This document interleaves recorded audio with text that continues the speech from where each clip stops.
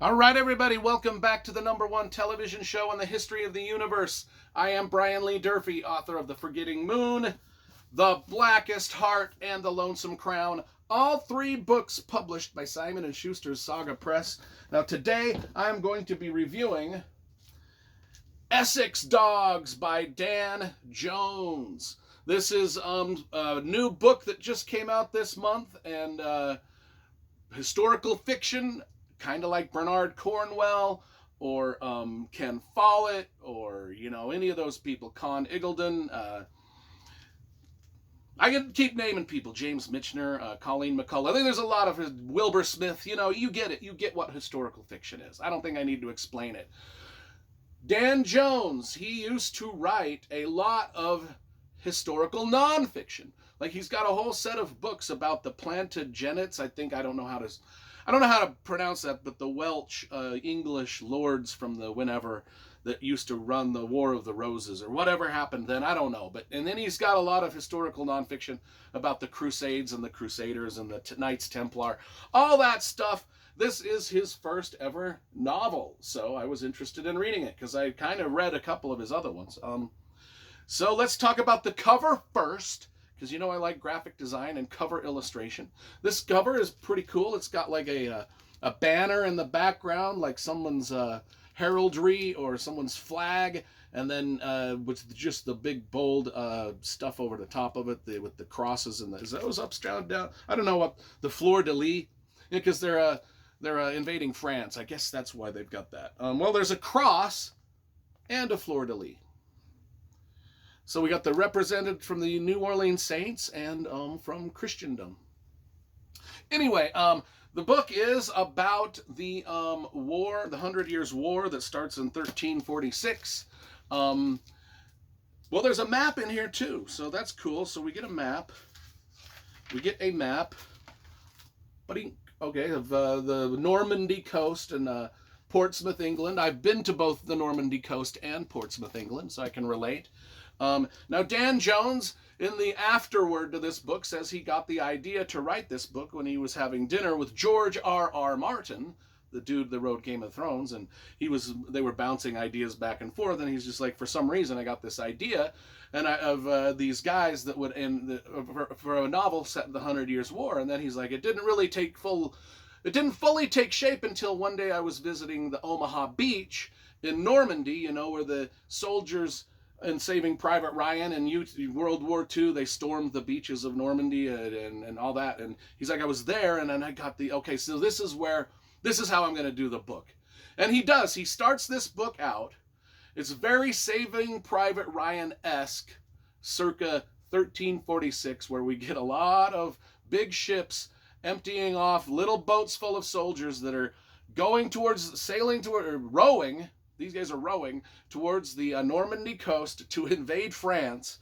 And now we're focused in this book on 10 mercenaries that are part of this invading army. Now it's King Edward who's doing the invasion. And he's got his army, plus he's hired all these mercenary crews to help him. And so there's these 10 mercenaries from Essex. And they are on their own boat, and they are rowing towards the Normandy shore with all of the other army guys, all the other knights, and there's horses in some of the boats, but they're just in a little boat themselves. And so it's this invasion of France, just like Saving Private Ryan, but medieval style, okay? Which is a cool opening scene, and it's real historically accurate too.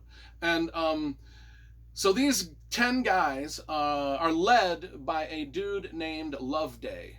Now, he's sort of a pudgy, middle-aged man. He's the captain of the crew. He's a swordsman. He's been a mercenary his whole life. He's kind of towards the end of this, so he just doesn't want to he just wants to get back to Essex and live with his wife. So this is really going to be his last sort of crusade into warfare. And so he just wants it to go good. He wants to collect his pay and get back home. He's got all this. So we go through the 10 guys that are with him on this boat as they're rowing, and we get a little backstory and a little description of each one of them. So there's Millstone. He's an ex-Mason. He's a brawler, a fighter. He got kicked out of the Masonry Guild because he had a dispute with someone building a cathedral somewhere, and he punched the dude out, and they're like, you're no longer going to work on this cathedral, we're stripping you of your masonry rights. And so he became a mercenary, but he's like a big dude. And then we've got Pissmeyer, who's also, well, he's a smaller guy. He's like the spy, the thief of the group. He's kind of like the sneak around guy, the kind of the behind the scenes dude. He's pretty cool, probably my favorite guy. The Scotsman, he's a little bit like Millstone. He's like a big brawler swordsman. We've got Romford, I pronounced that wrong. He's an archer. He's like the most talented archer of the group. Probably the most talented archer in Edward's army. But he is part of this 10 group. He's a part of the 10 Essex Dogs. And that's what they call, these 10 guys call themselves the Essex Dogs. And he's an archer. He's on the run. He's got a secret past that we eventually find out. And then there's a guy just named Father. They just call him Father. But he is an ex-priest turned into this devilish guy. He's he wanted to be a priest, he was a priest, and then war and the horrors of war just changed him, and now he's just like this devilishly kind of well, I won't tell you what happens to him, but then we've got two Welshman rowers. They're just the guys rowing the boat. We don't really get their names until like quite a ways into the book, and so I was thinking the two Welshmen unnamed rowers, well, they're clearly going to be our red shirts. They're going to be the guys that die right off the bat, and it's kind of like Dan Jones plays with you a little bit with those characters, because sometimes they just disappear. And everybody else in the Essex, the other 8 guys in the Essex Dogs are where do their 2 Welshmen go? Fuck are they? They just wander off, and they set up, the 8 guys set their campfire up, and the Welshmen always set their own campfire up. So they're not really, they're like kind of like mystery figures. But then we've got 2 other guys who are archers also, and that's Tebbs and Thorpe. They're also pretty good archers, and that's the 10 people that make up our Essex Dogs, our group of mercenaries that we follow through this battle. And it starts out just like Saving Private Ryan, with them storming the beaches, and instead of machine guns and instead of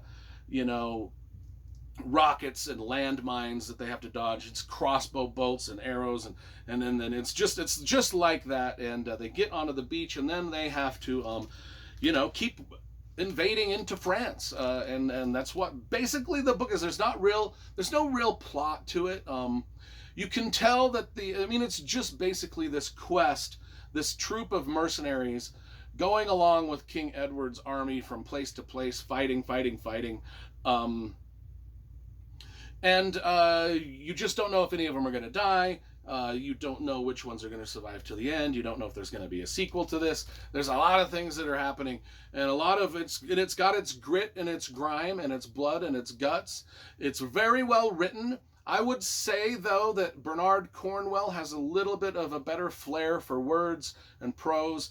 This is a little more workmanlike prose, not real that purple or flowery, or nothing really unique stands out about the prose. It's just pretty much get the job done, get the story out there. Try not to make the writing invasive into the storytelling. That's really kind of what we've got. The descriptions are pretty good on the characters. I would have liked a little more description of the landscapes that they're walking through, but that's just me. If you know my writing style, I am just way too wordy. And this guy dials that back quite a bit. The action scenes are crisp, effortlessly written. You can tell this guy knows everything there is possibly to know about this war and the history and all the type of armor, the type of battlements, the type of castles, the type of horses, the type of ships, the type of everything that is involved in a medieval battle. It's just on point.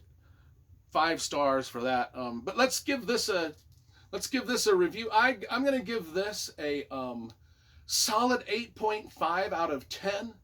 My only drawback is I wish it could have been just a little bit more descriptive and maybe even slightly more R-rated.